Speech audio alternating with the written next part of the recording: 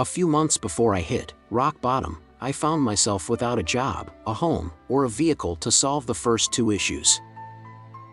I had begun my obsession with rock climbing nearly 1 year before my 18th birthday. With high school now behind me, and plenty of time on my hands, I made every effort to get out to the cliffs. I would almost always climb with friends and all the necessary equipment, but on a handful of occasions, the only way to go was to go solo. Since my car no longer existed, I relied on either hitchhiking or begging a friend for a ride. One Thursday afternoon, as I walked throughout the city searching for a job, a friend of mine saw me and asked what my plans were for the evening. "Well, as I am currently unemployed and homeless, my schedule is wide open," I said with sarcasm and a smile.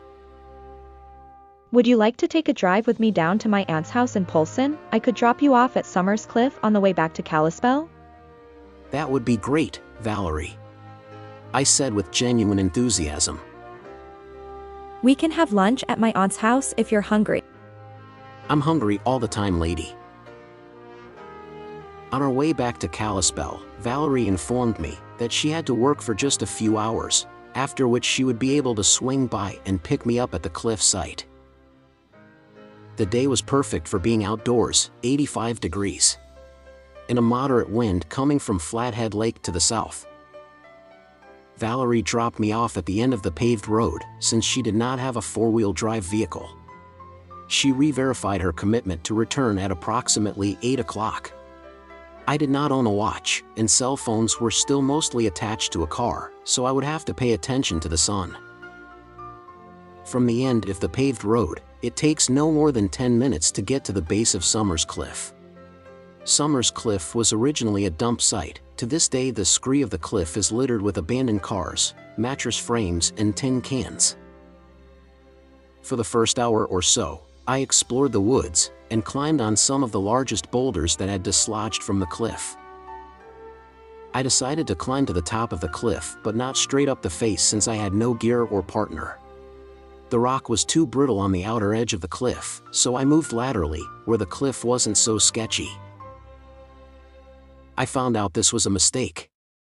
I had been climbing constantly for quite a while and my muscles were fatigued. Fear had begun to set in, and I couldn't find any good handholds. I started yelling for help, but the wind muffled my screams, and I felt if I screamed too loud, that I would fall.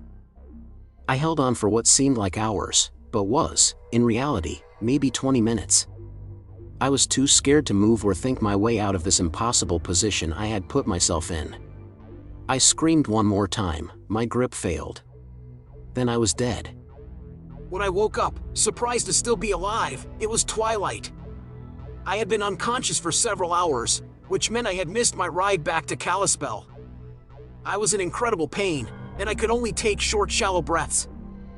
I fell asleep again, and this time I woke to nearly complete darkness.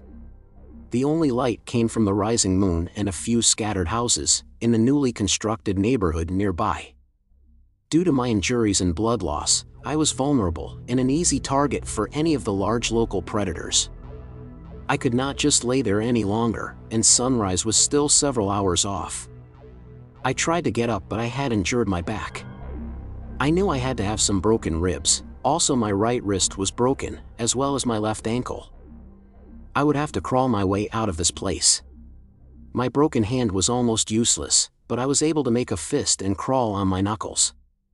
The boulders, tin cans, glass bottles and other trash made the trek slow and measured. About halfway, or an eighth of a mile to the pavement, sunrise had begun, and I was able to see clear enough that I could move a little faster. My lungs had been damaged as well, so I had to take several breaks to catch my breath. Periodically, I would lay flat on my stomach to rest, but I dare not fall back to sleep because I was out in the open and losing strength quickly. I wished that I had some resources to fashion knee pads, because I had finally made it to the dirt road leading to civilization. Every painful move I made now was exacerbated by the steep rocky ground. When I finally reached the highway, the morning commute had begun, but not yet in full swing. As cars passed me, I waved to get their attention. To my amazement, most of the commuters just waved back. I didn't have a mirror, but I'm sure I looked a fright. A truck driver finally noticed that I was maybe more than just a homeless beggar. The driver stopped to ask if I needed help, temporarily disrupting the flow of traffic in the process. The damage I sustained to my lungs, along with slight hypothermia and dehydration, had caused me to lose my voice. I had to use hand signals to ask him to call 911. Once again I fell asleep. Valerie had come back to pick me up at the appointed time, but I had been unconscious and unable to hear her call for me. The same day, 3 hours south of Kalispell, another climber, with the same first name, fell and tumbled to his death. The story of his accident went out on the afternoon news. As soon as the news got to Valerie, she raced to my mother's house, assuming that I had been the dead climber. From that point, phone calls were made to friends, family, and the hospital, trying to find out where I was and if I was alive. I woke to the sound of sirens and multiple overlapping voices. Several paramedics were attending to me simultaneously. My brand new running pants and mock turtleneck long sleeve shirt were being cut off me, in an effort to minimize my movements. I was actually upset by this, since I had just purchased these clothing items recently, along with a pair of expensive cross-training shoes.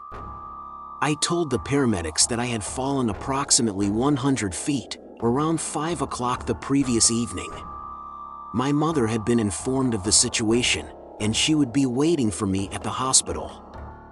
The doctor told my mother and I that I had 2 fractured vertebrae, 5 broken ribs, a compound fracture of my right wrist, a broken left ankle, and both of my lungs were punctured.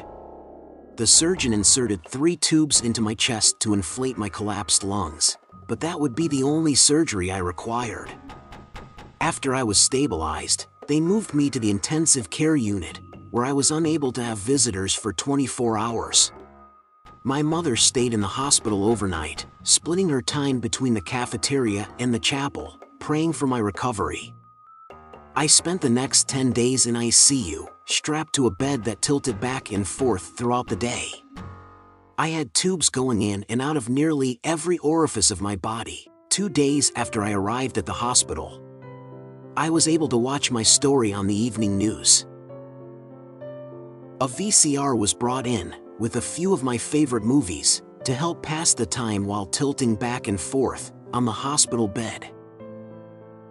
After 10 days in the intensive care unit and 2 days of recovery, I was finally able to leave the hospital. I had to spend a few days in a wheelchair, since the muscles in my legs had atrophied, from being immobilized for nearly 2 weeks.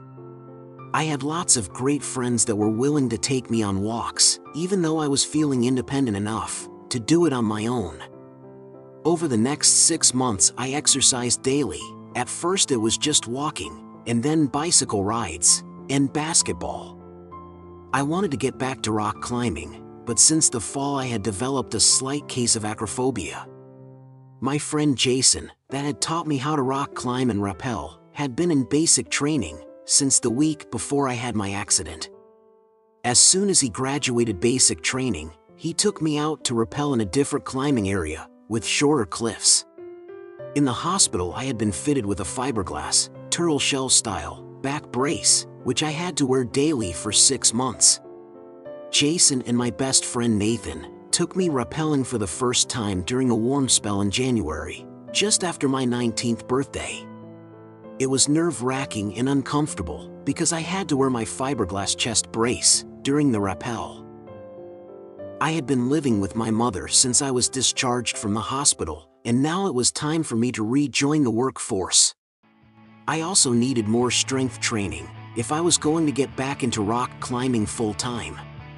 I decided to begin karate lessons. Within 3 months I was in the best shape of my life, and I was even able to dunk a basketball for the first time. It had now been a full year since my accident, and I was back doing what I loved.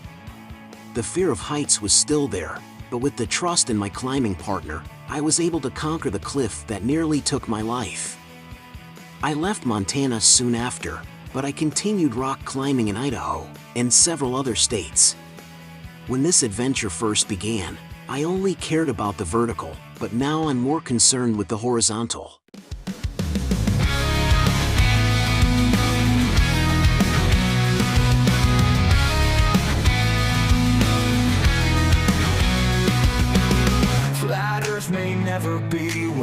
I expected.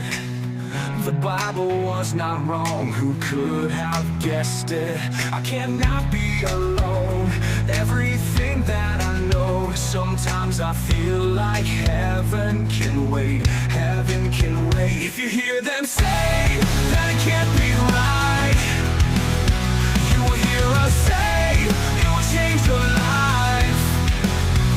And in the end we'll try to just make things right.